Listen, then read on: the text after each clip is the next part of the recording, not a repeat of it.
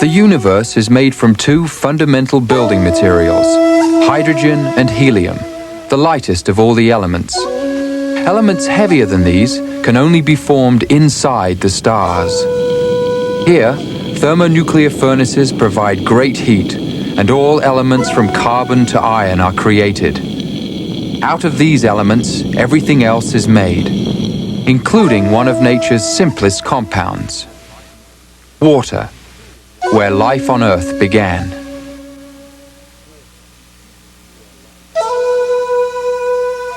Beneath the silt of the ocean floor, buried in the land beneath our feet, evolution is recorded like a book in the geology of the Earth, and the language of the book is fossils. Through fossils, we are able to glimpse a world inhabited by creatures that test our imagination itself. Their name translated means terrible lizard. We know them as dinosaurs.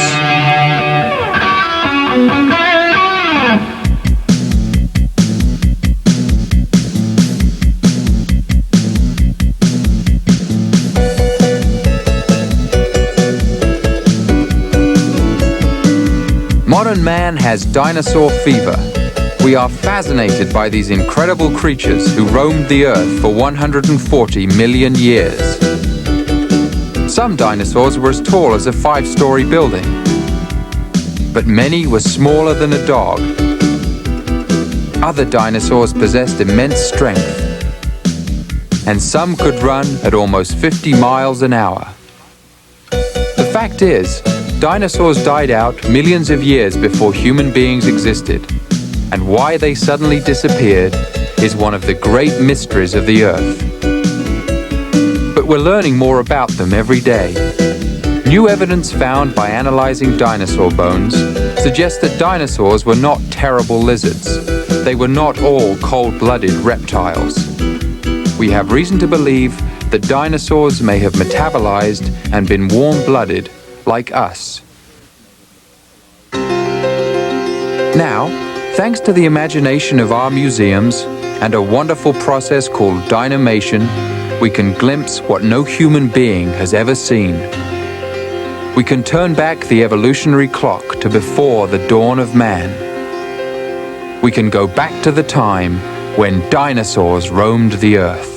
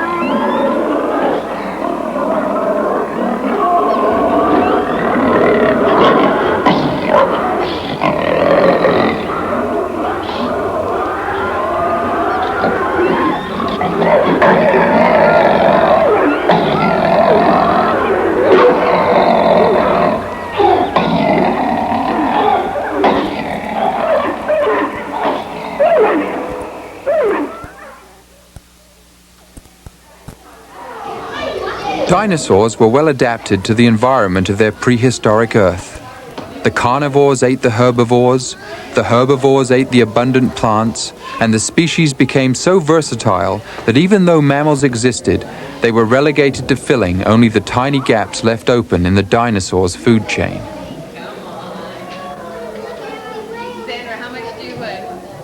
Parasaurolophus, one of the duck-billed dinosaurs, roamed the open plains much as antelopes do today. They were part of a dinosaur group called the hadrosaurs, grazing animals who fed on plants. Even though it weighed several tons and could measure 30 feet in length, Parasaurolophus had speed and grace. Their feet were equipped with hooves for maximum grip on the earth, and although Parasaurolophus would often graze on 4 legs, it ran on 2. The crest on top of the head, which could measure as much as 5 feet, is believed to have been to enhance the animal's sense of smell. All the air that Parasaurolophus breathed had to pass up and down its length. Recently, large collections of eggs, nests, and the fossilized remains of baby hadrosaurs have been found in Canada.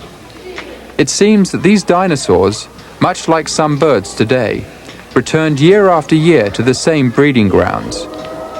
The nests were placed about 1 dinosaur length apart, probably to allow room for growth, and this growth was likely very fast. When the hadrosaur was born, it was only about 6 inches long. This is the armored dinosaur, Ankylosaurus. Ankylosaurus measured as much as 17 feet long and weighed about 5 tons. Most of this weight was made up of the incredible armor that covered its body. Even its eyelids were protected by bony plates. Ankylosaurus was a peaceful plant eater who roamed western North America, but the huge stones at the end of his tail could deliver a crushing blow to any attacker. If attacked, Ankylosaurus simply squatted low on the ground, unable to be turned over.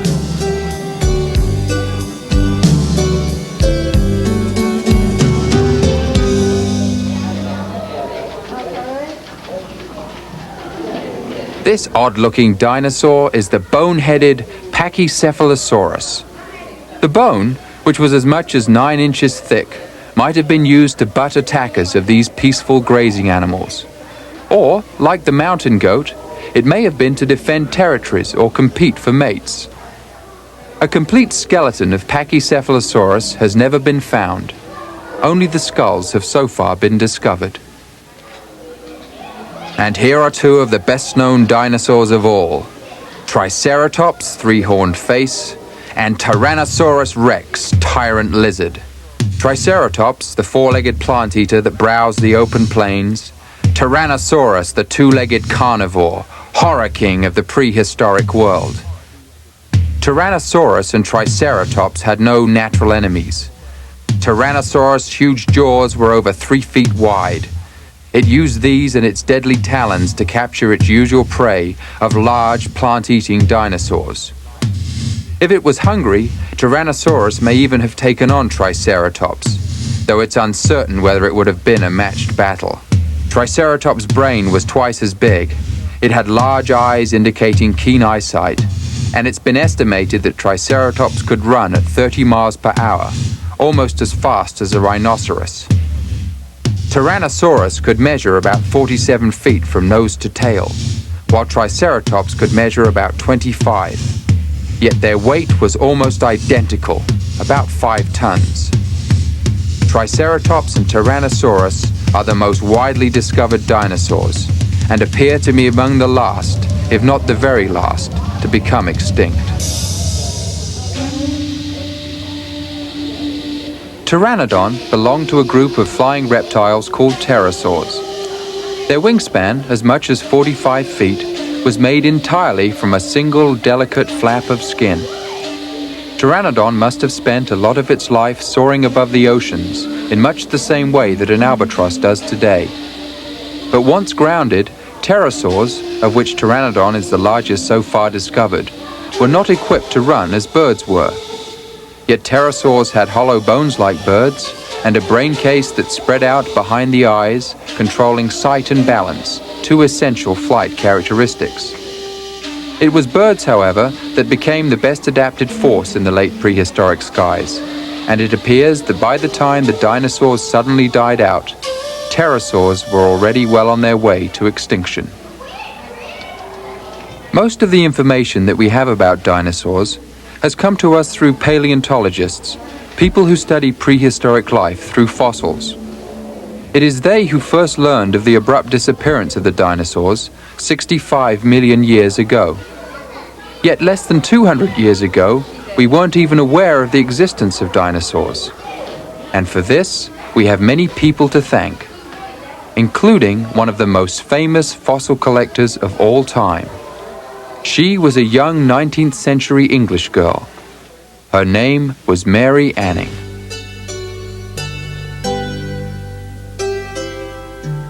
Mary Anning was one of the greatest fossil collectors of her time.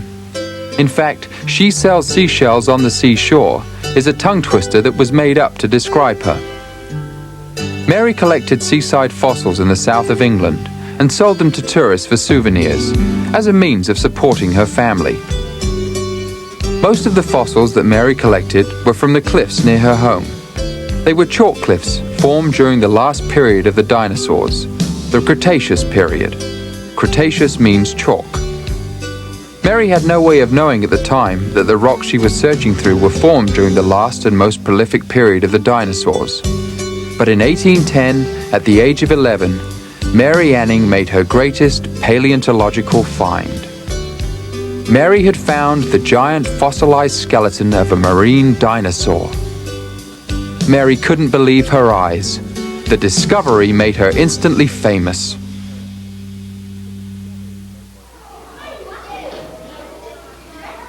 Mary's discovery of prehistoric bones was not the first time that such a discovery had been made. But up until the end of the 18th century, any huge bones or footprints that were found were explained as being the remains of giant humanoids or giant versions of modern animals. This is probably where a lot of our stories about giants originated.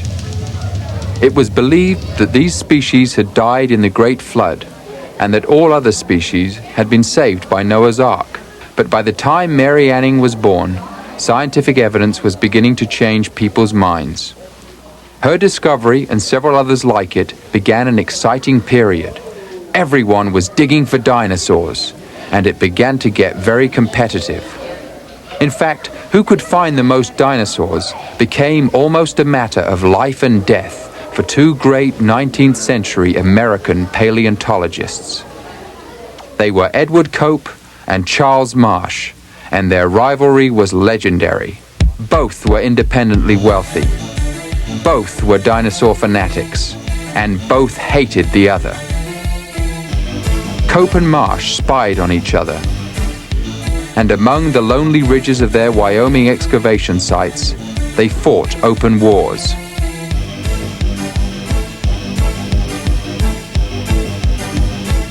In the end, Cope identified 9 kinds of dinosaur, but Marsh was clearly the winner.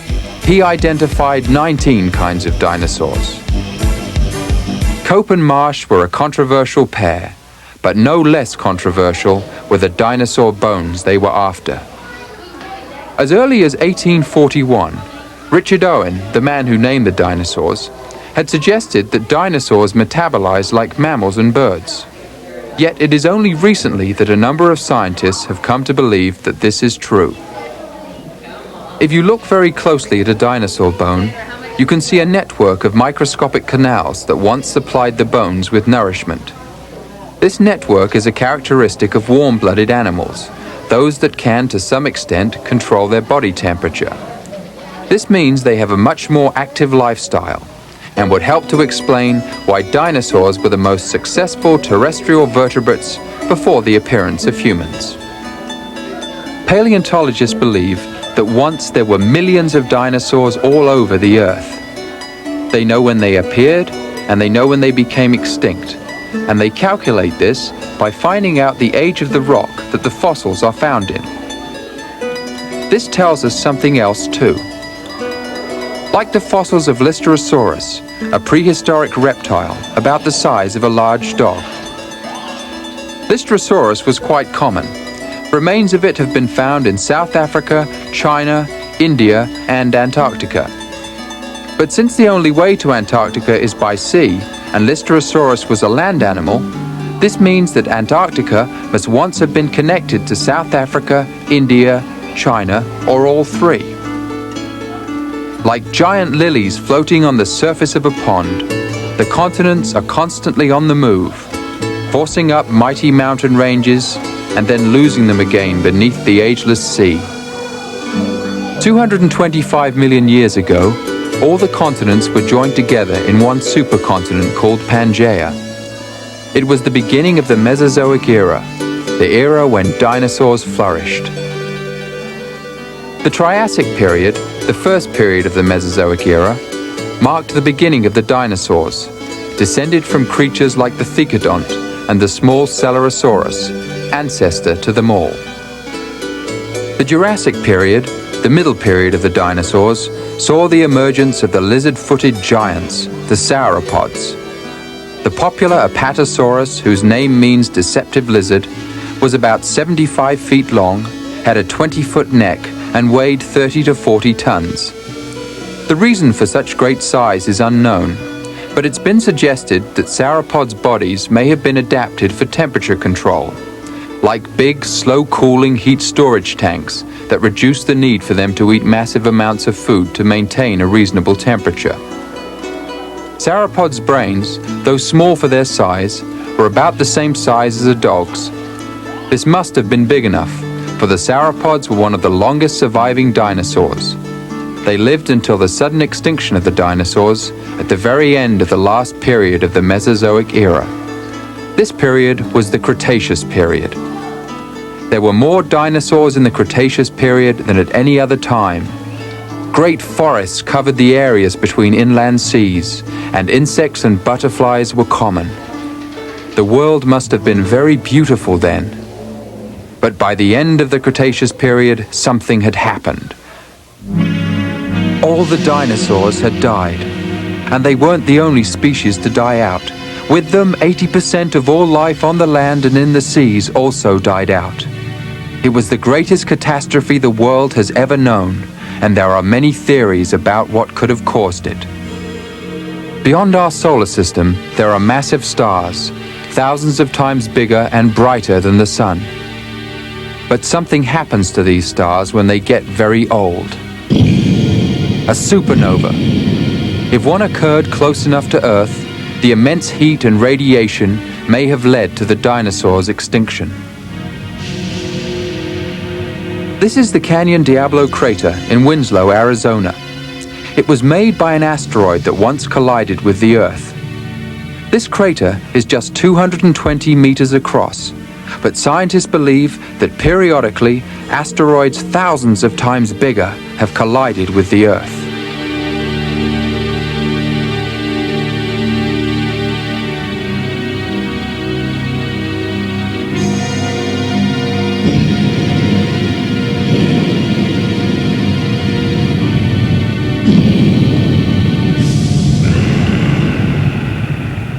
In 1963, the world was amazed by the sudden appearance of Surtsey, a small island off the coast of Iceland.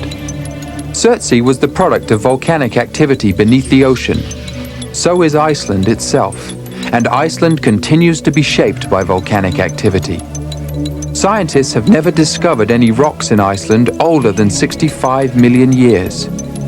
Could it be that Iceland was formed during intense volcanic eruptions that indirectly killed the dinosaurs?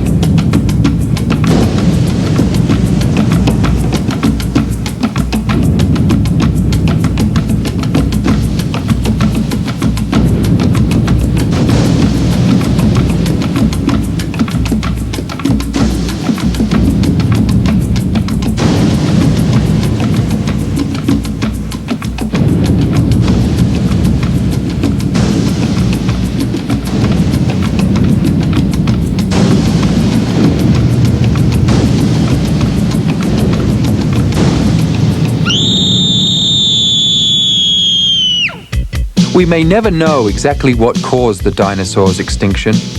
Some even speculate that dinosaurs are not extinct.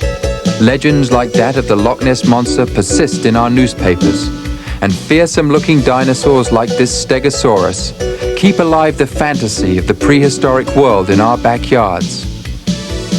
Whatever the truth is, human beings will always dream. And with the extraordinary process called Dinamation, our dreams of dinosaurs can come to life. We might say this is a new age, the age of robot dinosaurs.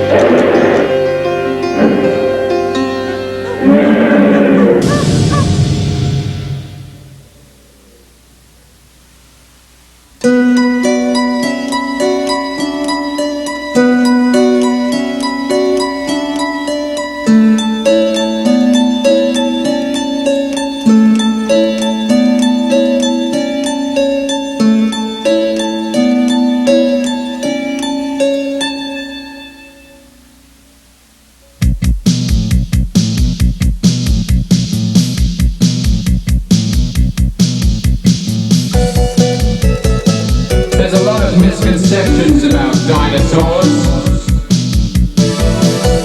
Dinosaurs weren't just terrible lizards.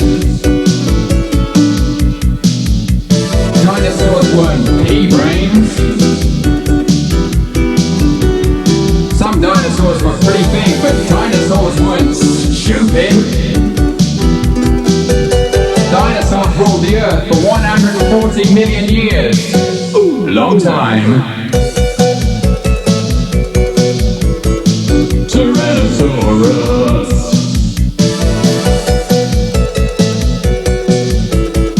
Tyrannosaurus. Tyrannosaurus has got a bad rap. Just because he had a 3-foot mouth.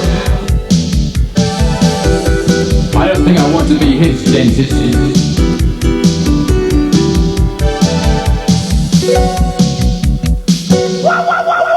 Pteranodon. I like that one too. Its wing was made from a single flap of skin. Oh, pterosaurs! It was the lore of club and bang back in dinosaur days. They didn't have skyscrapers.